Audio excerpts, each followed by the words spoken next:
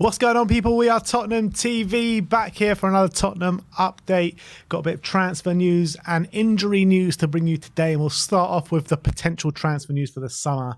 And Miguel Delaney has brought an article regarding Pedro Neto and Eberechi Eze, and he says Tottenham are aiming to make a wide forward their main summer signing this summer, with Wolves' Pedro Neto and Crystal Palace's Eberechi Eze currently the two main targets. However, the decision may be made for them because Man City is seen as the likeliest destination for Eberechi Eze this summer.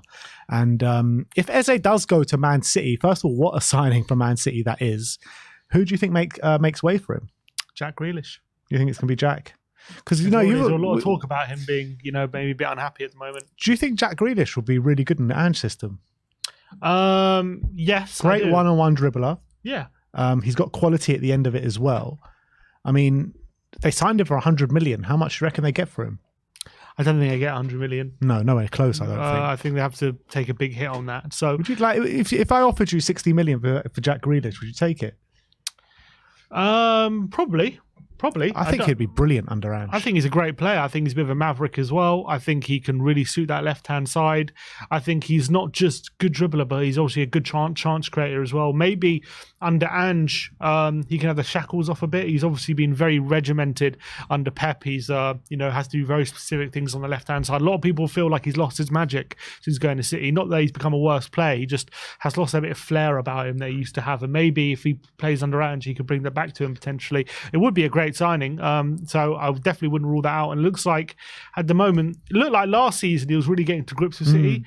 And then this season, Doku's come in and he's kind of taken a back seat again. Yeah. It's been a bit of a shame. I saw you see him in midweek as well, looking a bit depressed. Yeah. Against Luton. Injuries he's got as well, doesn't he? He might have picked up an injury as well. He just doesn't look a happy figure at the moment at City. Maybe he does need a move. Yeah, and I think Ange is the perfect guy to reinvigorate his career as well. I feel like, and like I said before, I think he'd suit the system so well. He's the kind of player we need. And I feel like a link up between him and James Maddison it would be something special, to be honest. I feel like he's the way he is and the way he is on the pitch, like a proper Tottenham player, though. If you could sign him for 60 or Neto for 60, who are you picking? I would prefer Neto in my team for what he gives you. But with the injury problems that Neto has, I might just side with Jack Grealish, I think I'm just siding with Neto, to be honest. I do think Neto's a better player, don't get me wrong. Yeah, I think Neto's just better for us, better suited to the system. And yeah, you got a point in terms of availability, but I think it's worth the risk, just how much upside there is. So I'm just going to shade it with Neto. In terms of Eze, look, if City are in for him, it's going to be a tough sell. Again, as I've said before, I do think right now his best position is not more central than it is on the left, but I think he's obviously still very good on the left, or not so much on the right, more on the left, but he's quite good on the left. So, I mean, I'd love him. I think he's an unbelievable player. I think he'd be brilliant. But I don't think, it's not going to be easy competing with City if that's going to be the case. Yeah, I mean, if it's a shootout between us and City, unfortunately, there is only going to be one winner for Eze. But the way he fits into that Man City team, imagine having him and Foden in the same team, and both one of them can go equally out to the left as in the middle, and it'll be so fluid. You wouldn't know where to go, would you? Yeah, and I think as well, if he does that, he'll start to get his flowers for England as well, because I think he's just a guy who should be involved for England. He's a top quality player. In terms of Pedro Neto, though, I mean, we've covered this guy to death already, and the transfer window hasn't even started yet. But there are going to be many teams out after him. And let's say Neto does end up going to a Liverpool or an Arsenal, Eze goes to a Man City, we could do a lot worse than Jack Grealish. Oh, for sure. For sure. But let's talk about Antonio Nusa once again, as Alistair Gold says that Tottenham have maintained an interest in the Norwegian starlet Nusa following his failed move to Brentford. There was a lot of talk about this failed move to Brentford with a medical, and he's got persistent back problems, I think it was. What do you make out of that? And do you feel like this is a risk signing because of that? If he fails a medical at Tottenham, then 100% it's a risk because he failed a medical. So the medical staff are saying this guy's got issues that are going to plague him in the long term, and it's probably not worth taking the risk. That's what failed medical means. So the fact that he failed it at reportedly failed on at Brentford would tell me that at 18 years of age, is it worth dropping 30 million, whatever it is that they want for him? Probably not. However, if that failed medical means that Bruges are willing to take, I don't know, 10 million or something, and maybe he failed a medical, but it's something he can manage and can play with, and it is going to be a problem, but it's not something that will hold him back from being available, and his price goes down, then that's something that Spurs will look at and think, look, it is probably worth it considering how good he can be and how good he is at 18.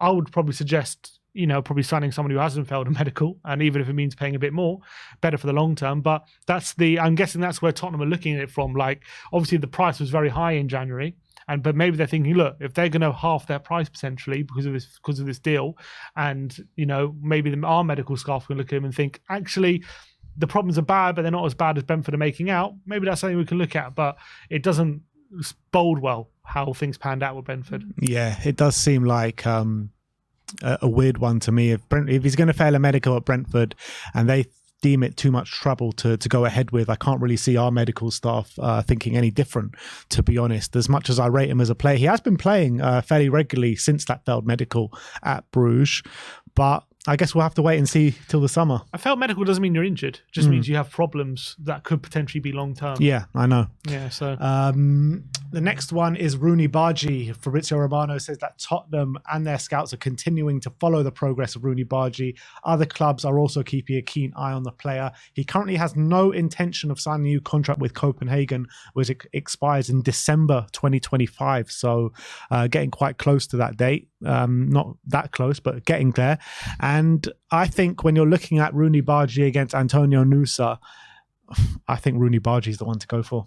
Well, considering these lesser fitness risks, obviously he knows some of the Swedish players at Tottenham as well. They could maybe get a bit of a cohort together.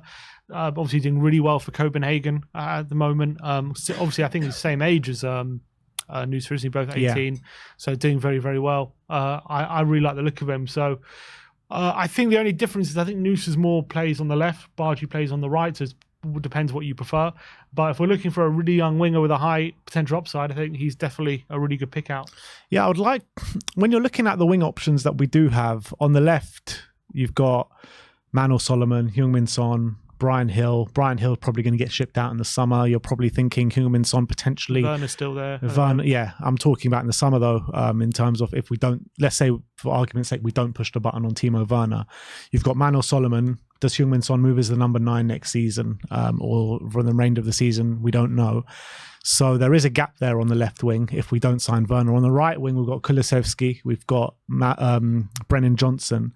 Does he see Kulusevski more as a right winger? Does he see him more as a central player? Kulusevski in himself sees himself more as a central player than a right player. So it's interesting to see where you want the more experienced winger and where you want the kind of up-and-coming winger. What would you prefer? Probably off the left, the more experienced one, and the up-and-coming one on the right, because at least we have, for me, players in Johnson and Kulusevski who can still be good there, in my opinion. At least I think on the left we have a bit of a problem. I don't think Solomon. I mean, I don't know. Few and far between are they going to be able to cut it, in my opinion. So I think off the left would be where I want the primary one, which is why I'm just so desperate for Neto, because he can do both roles just as good. That's the one real upside for someone like him. He just can do both left or right and be just as effective in both roles. It's very rare for a winger to do that. So I can't think of too many wingers who are just as effective on both wings right now available. So that's why Neto would be so valuable. But yeah, I think for me, I'll just side with one off the left, the more experienced one. It'd be nice. That would be perfect, wouldn't it? If we could get a Neto or let's say a Jack Grealish on the left and then a Rooney Bargi on the right. I think that would be absolutely perfect for us. Yeah. But let's talk about injury news coming into the game this weekend. Paul O'Keefe says it's a close call on whether Pedro Porro is available against Palace. He might not be ready for the game. Destiny Udogie is further along in comparison and is training, but no word on Richarlison as of yet. There has been murmurings and rumours that he hasn't been training all week. Yeah, and that's could be a big blow considering the goal scoring form he's in. Although post the Wolves game, there was a few calls for people calling for Son to go back in the number 9, and they might get their wish due to injury more than anything. It does cause a bit of problems just because Palace do play that back three, low block, potentially under Glasner, intense kind of back three. And can Son get joy in that kind of system? We'll have to wait and see. Maybe Richarlison's better suited to that kind of game, but yeah, obviously Sonny will have to play that number 9. In terms of Porro, if he doesn't make it, which seems unlikely at the moment, which would be a massive shame, what do we do? Do we play? I would like to see Ange be a bit more creative with his selection. I don't want to see Emerson go there, whether it means putting Dragoshin in there, going a back three, or does it mean putting a midfielder who would usually play in midfield at right back, like a Sarr or something. I would like him to be a bit more flexible, because we know how Emerson really destroys us in the build-up, and it's a big problem when he's playing, and everything just slows down. We can't give the ball to him essentially.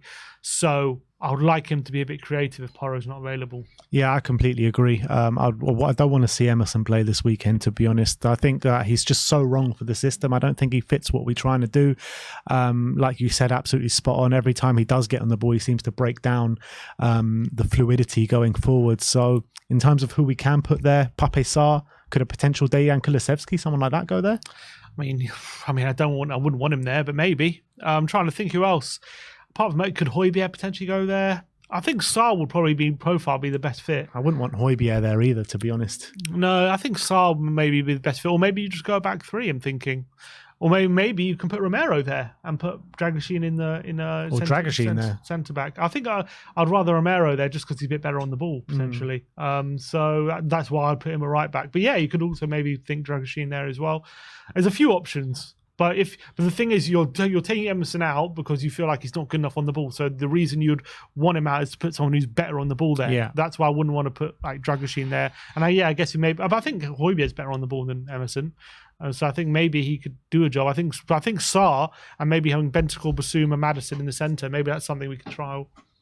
I think probably the one I would go for is Sarr, though.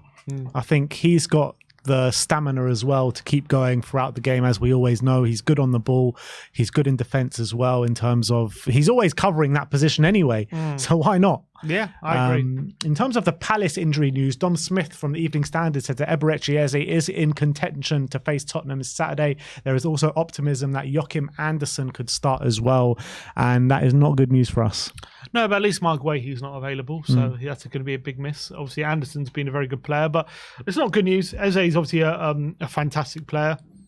Having him available is a massive boost for Palace, and the fact they won 3-0 without him as well will give them even more confidence that they can go to the Tottenham Hotspur Stadium under the new manager and get a result. But we've got to be prepared for it, and there's even though he's available, no excuses going into this one. Absolutely. And let's finish off talking about this Legends game that Tottenham are potentially organising. Apparently, there's going to be a Legends game held at the Tottenham Hotspur Stadium later this year to raise funds for the Tottenham Hotspur Foundation and other charities.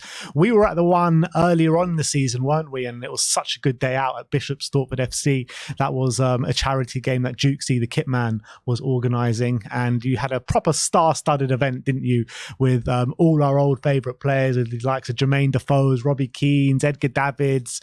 It was such a great day, wasn't it? And we were saying, I remember saying to you at the time, like, this game should have been put on at the Tottenham Hotspur Stadium because it would have 100% sold out.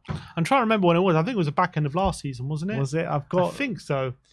Maybe it was just after the season. Yeah, it was because there was some Premier League games going on at the same time. I remember April the 13th, 2023. Yes, end of last season. Back end of last season. Yeah, it was a really great day, and we need more of that kind of stuff. And it was really great seeing the Legends back together. And also, sometimes in a Legends game, obviously it's great to see, but it was great to see like the old team who played together as a team, like back together, how they used to get on with each other. It was really King and Dawson at the back. It was brilliant. Robbie Keane and Defoe up front.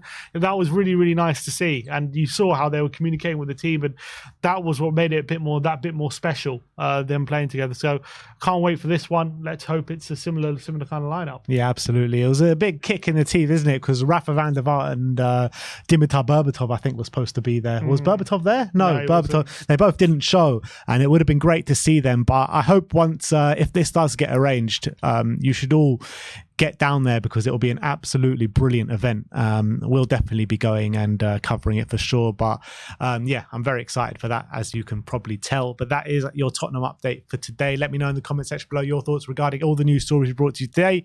Like, subscribe and comment. And as always, come on, you Spurs.